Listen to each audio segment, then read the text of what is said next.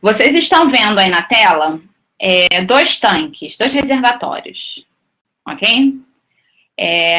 Os reservatórios têm formatos diferentes e pontos específicos foram identificados em cada um dos reservatórios.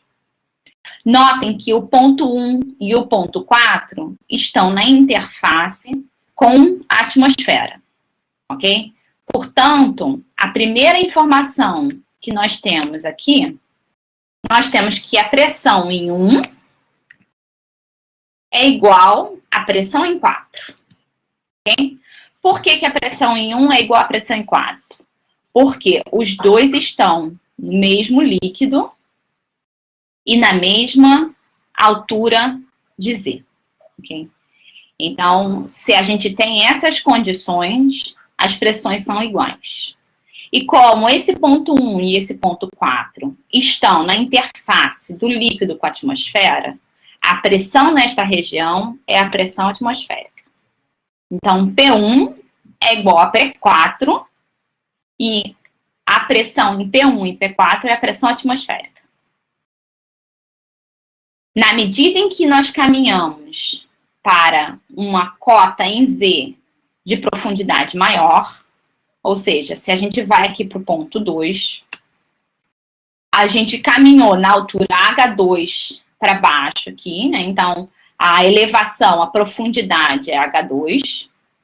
E aí a gente sabe que o fluido que está aqui no tanque do lado direito é o mesmo fluido do tanque do lado esquerdo. E eles estão na mesma altura, na mesma profundidade. Portanto, nós também podemos afirmar que P2 é igual a P5. E aí, qual é o valor da pressão de P2 e P5? O valor da pressão, a pressão aumenta à medida em que a gente vai caminhando para uma região mais abaixo da interface líquido-gás, né? Então, a pressão em 2 vai ser maior do que a pressão em 1. Quem é a pressão em 2? A pressão em 2 é a pressão que tem o referencial, a pressão absoluta, né? Então, é a PATM, né? Mais a pressão devido à coluna de líquido. E aí, então, a gente está aqui, eu vou escrever Roger, né? Então, deixa eu ver se eu consigo escrever. Eu não consigo escrever aqui em gama, né? Então, eu vou escrever assim, olha. Barra gama é igual ao nosso peso específico, tá? Então, aqui, gama, que é o peso específico. A gente só tem um fluido, então vou botar só gama, vezes a altura H2, tá? Esse é o resultado que calcula a pressão absoluta em 2 ou 5, ok? Se nós quiséssemos considerar apenas a pressão manométrica, a pressão atmosférica pode ser desconsiderada, ou seja, levada a zero, e aí a pressão manométrica em 2 ou em 5 é apenas gama H2. No ponto 3 e no ponto 6, a gente tem ainda a mesma hipótese. Nós ainda estamos no mesmo fluido, só que estamos agora numa profundidade maior, né? Então, a gente sabe que P em 3 é igual a P em 6, ok? E quem é a pressão no fundo do tanque, no fundo deste reservatório? Vai ser a pressão atmosférica mais a coluna de líquido. E aí o líquido tem a propriedade peso específico gama vezes a altura total até a pressão atmosférica, né? Então, eu tenho aqui H2 mais H1. Ok? Então, esse é o resultado para o cálculo da pressão 3 ou pressão 6 no fundo do tanque. Pressão absoluta. Novamente, se a gente quiser considerar apenas a pressão manométrica, a pressão atmosférica pode ser considerada como igual a zero, e aí a pressão manométrica, em 3 ou 6, é apenas gama vezes a altura H2 e H1. Note que os pontos 7 e 8 estão numa diferente posição em relação ao esse X, por exemplo. Então, a gente identificou aqui no canto apenas a coordenada Z, mas dentro dessa figura, a gente consegue identificar um plano XY, e aí o ponto 7 e o ponto 8 estão deslocados em relação à coordenada X, por exemplo. Porém, o ponto 7 e o ponto 8 estão na mesma profundidade que o ponto 6 e o ponto 3. Desta forma, a gente pode afirmar que a pressão em 7 é igual à pressão em 3, que é igual à pressão em 8 e é igual à pressão em 6, tá? Então, esse é o exemplo mais simples desta análise.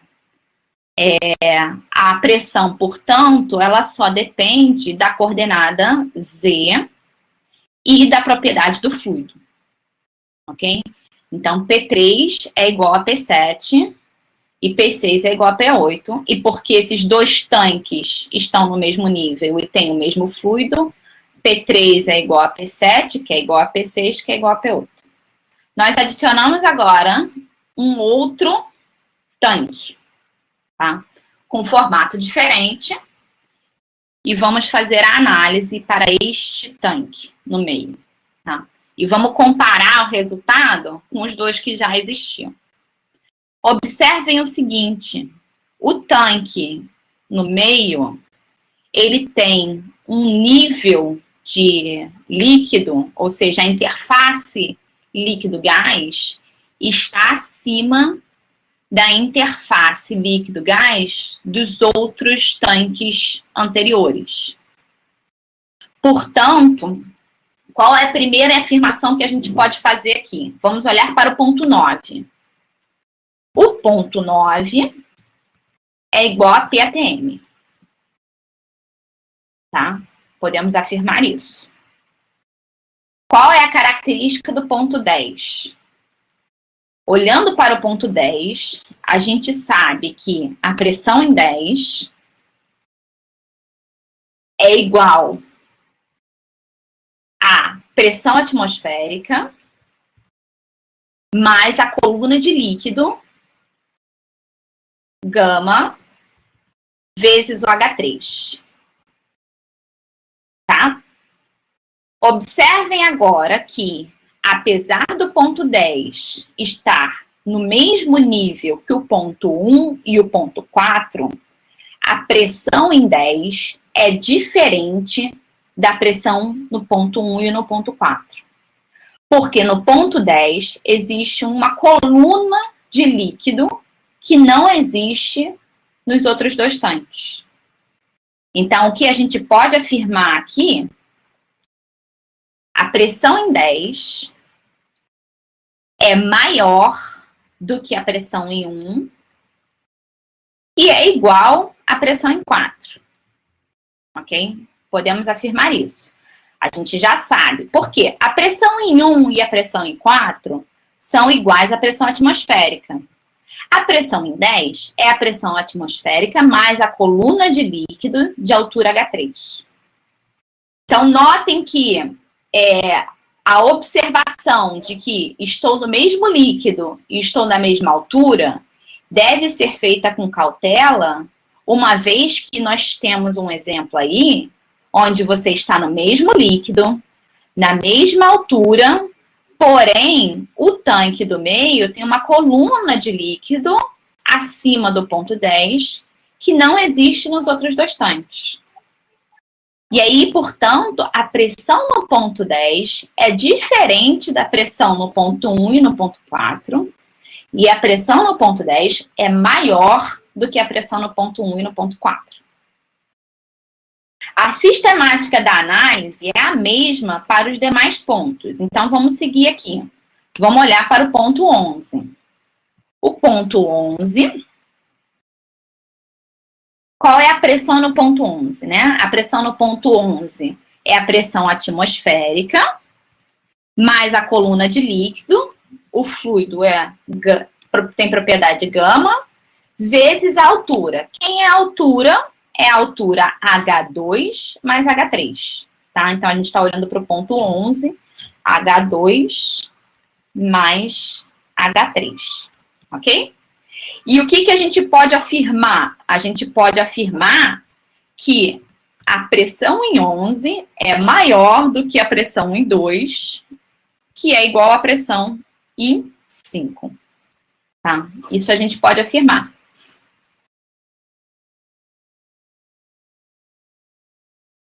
Podemos repetir a análise agora para o ponto 12. A pressão, então, no ponto 12 é igual à pressão atmosférica mais o fluido, a propriedade do fluido gama, peso específico, vezes a altura, que agora é a H1, mais H2, mais H3.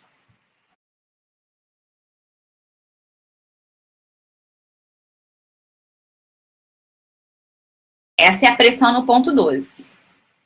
E aí a gente sabe que a pressão no ponto 12 é maior do que a pressão no ponto 3, que é igual à pressão no ponto 6. Ok?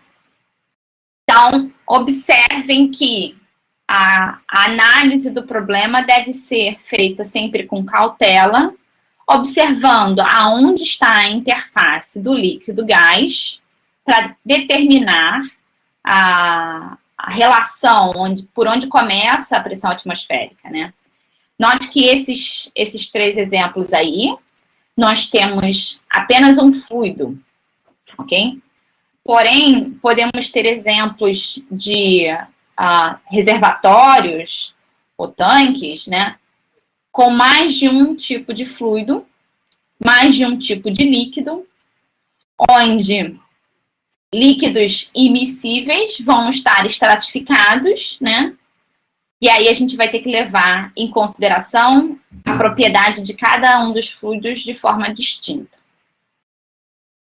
Então, vamos ver agora um exemplo com mais de um tipo de fluido, ok? Nós temos agora um tanque,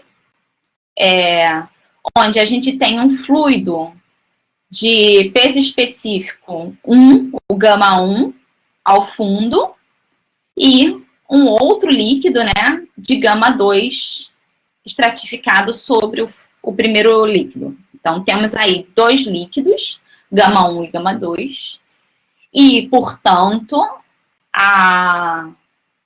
o gama 1 é maior do que o gama 2, né?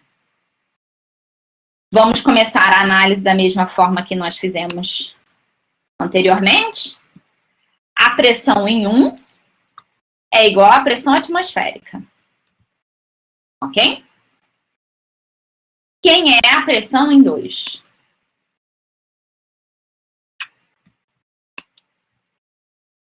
A pressão em 2 é igual à pressão em 1, que, portanto, é a pressão atmosférica, mais a altura do fluido gama 2. Então, a gente tem aqui gama 2, H2. Ok? Então, essa é a pressão absoluta no ponto 2. Quem é a pressão absoluta? No ponto 3. No ponto 3, a gente tem que a pressão em 3 é a pressão em 2, mais a altura de líquido gama 1, vezes H1. A gente já determinou P2, então a gente pode substituir aqui direto, onde P3 é igual à pressão atmosférica, mais gama 2 H2,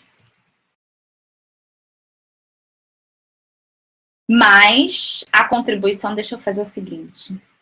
Como vai ficar? P3, vou reescrever assim. P3 é igual a P atmosférica, mais o γ2H2, e agora a contribuição do fluido do fundo, que é o γ1H1, ok? Determinamos, portanto, a pressão absoluta em cada um dos pontos da figura. Se quiséssemos determinar a pressão manométrica, a gente bastaria considerar. Então, agora aqui temos as informações para a pressão absoluta. Então, vamos escrever aqui. Pressão absoluta. Se nós quiséssemos determinar a pressão manométrica,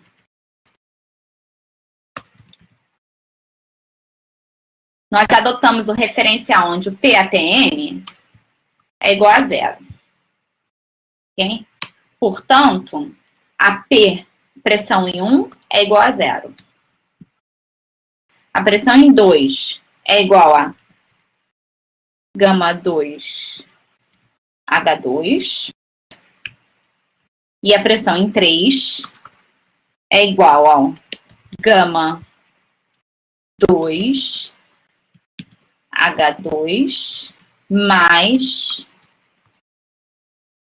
γ1H1, ok?